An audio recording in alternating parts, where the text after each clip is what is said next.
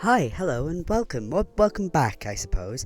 We're here at the tail end of the year, and I wanted something seasonally appropriate to see me out. And while there's a whole host of Christmas books out there that are far more based in our own reality, I wanted to take a step back to an author who I have had by my side for about as long as I've been able to read by myself.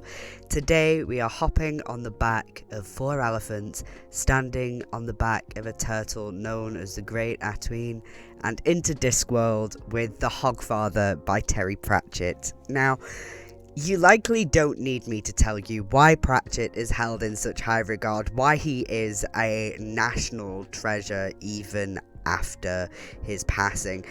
This review is unlikely to be for the purposes of someone stumbling across his stuff for the first time. I am very much aware of that, but sometimes a review can simply be for the sake of me getting to gush about how happy I am about a book. Last week's read felt like it was going to put me in a bit of a reading slump, quite frankly, and I think had I ventured elsewhere, that could well have happened, and I would have been struggling to get this out. I mean, I'm still putting it out a little bit late, but it's coming out on Christmas Day, so that still counts because it's the Christmas special. So, but for those who don't know, Hogfather follows the aftermath of the death of the titular character, who is effectively Discworld's Father Christmas. Death isn't quite the word because he can be brought back, but it isn't an easy task. Death, as in the Grim Reaper, takes on the Hogfather's role and delivers gifts to all the children, as belief in the Hogfather is a huge part in what will bring him back. Meanwhile, his granddaughter Susan is on the search for those who are behind the death, ending up alongside the god of hangovers, Billiam. They manage to trail the group, who's made up of a group of rough bandits, an anxious wizard, and an assassin who likes his job rather too much, that being Mr. Teatame. Tea time is not how it's pronounced, but very funny when Susan calls him that on purpose. But last but not least, we have the wizards at the Unseen University trying to get to the bottom of why a bunch of strange minor gods and the like keep showing up when they've never been around before, like the Veruca Goblin or the Cheerful Fairy.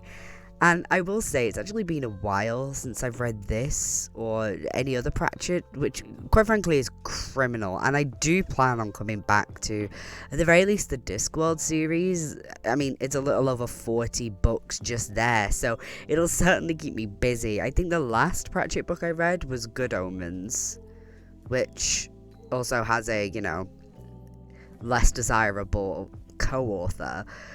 But, it'll be nice to step into Discworld and really just soak in the magic of it, really.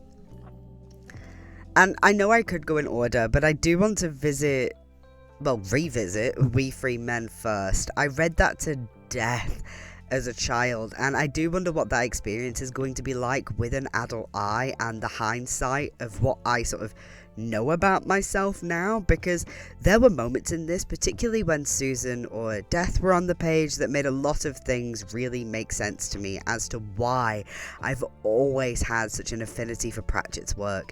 It's not that they definitely are both neurodivergent, but look, there's just a certain way that they talk, think, and view the world that in general makes me think, it's just, it's interesting. It's interesting.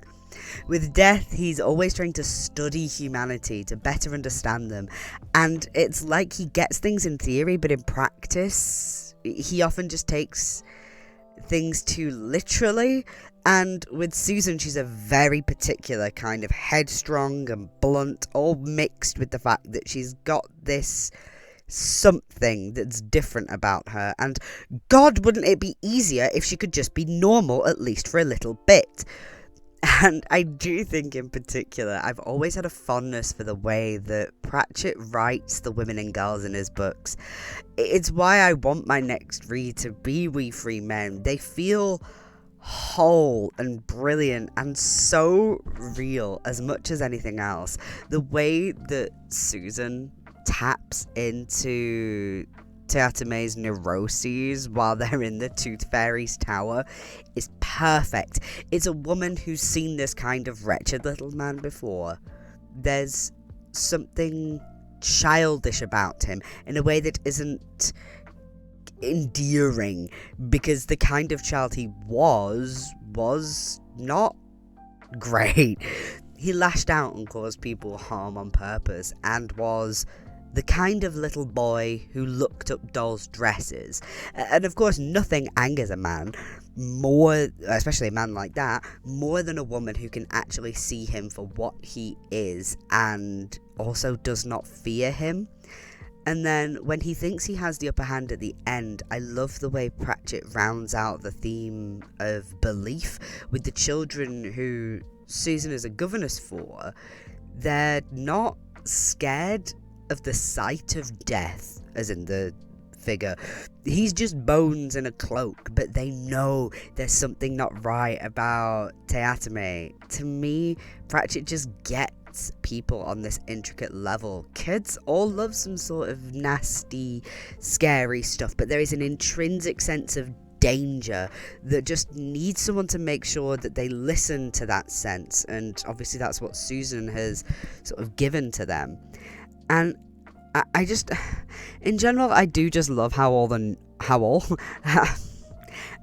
I think in general, I do just love how normal all the characters are, even the most fantastical ones. High fantasy can be such a difficult genre to get to grips with. So often, you have all these mad place names and character names, and it's written like it's lifted from Shakespeare, especially in terms of dialogue, and on top of that, any given novel is built like an old school phone book. It isn't generally a genre that is the most accessible, especially not when you're first trying to sink your teeth into it. And then you have Pratchett. Sure, some of the names and places still have your typical fantasy type naming, but you also have places called Scroat, and the way that the characters all interact with each other is so grounded in reality. Regardless of what kind of strange being they are, they all feel like you could bump into them on any given day. We have Death and Albert, his assistant, as his role as the Hogfather. And the two of them have this incredibly natural and fun dynamic. Albert feels like a kind-hearted but grumpy old sod who's got the streetwise knowledge to him, while Death has a lot of hope and sees how things ought to be.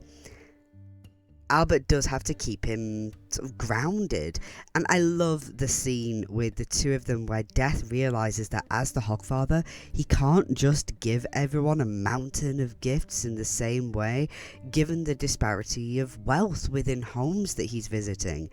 And Death just can't wrap his head around the idea that he can't just give people what they want. He's capable, so why shouldn't he?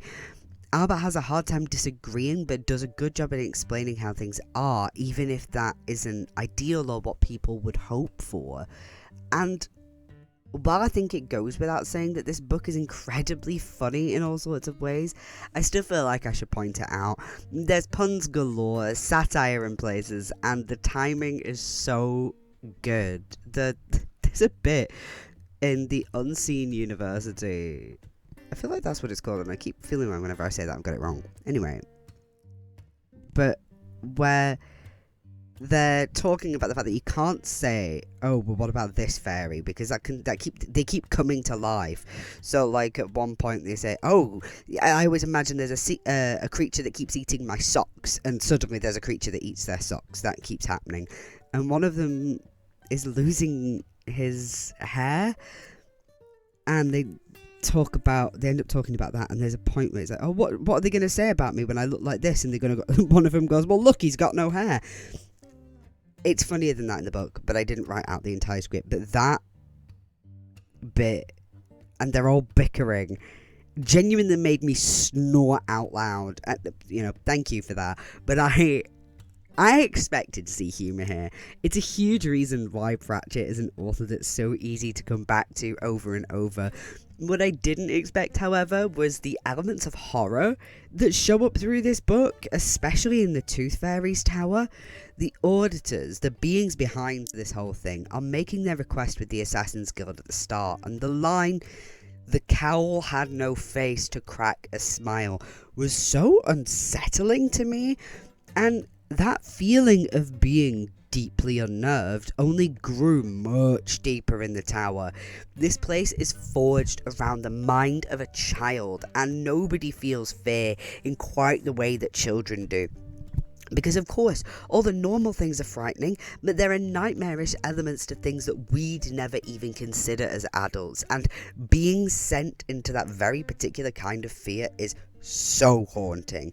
There were times where I was wondering whether Pratchett has actually ever delved into horror as a genre, because if he ever did, I need to get my hands on it ASAP. At the very least, as I steadily do make my way through the Discworld series, I will be very much interested to see where else this crops up.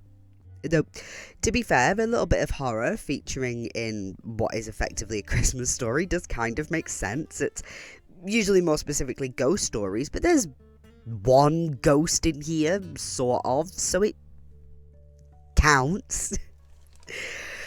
And finally, I just want to say that I love how busy this book is without ever feeling overwhelming. There are 3 main stories going on, all intertwining at times, and there's often little bits going on the side, but it all remains incredibly easy to follow. There's a moment in the Unseen University where we end up learning that a bunch of the senior wizards have all ended up resorting to playing children's games in order to keep the cheerful fairy, well, cheerful. If they're not all having the best time ever, she ends up getting incredibly upset and throwing a tantrum. And I love the little things like this that make the world feel full rather than just like characters are waiting in the wings to be called upon. The world all feels like it exists outside the moment we're currently seeing. It's world building on a different kind of intricate level. It isn't just lore and places and facts. It's these moments that make everything feel brilliantly alive.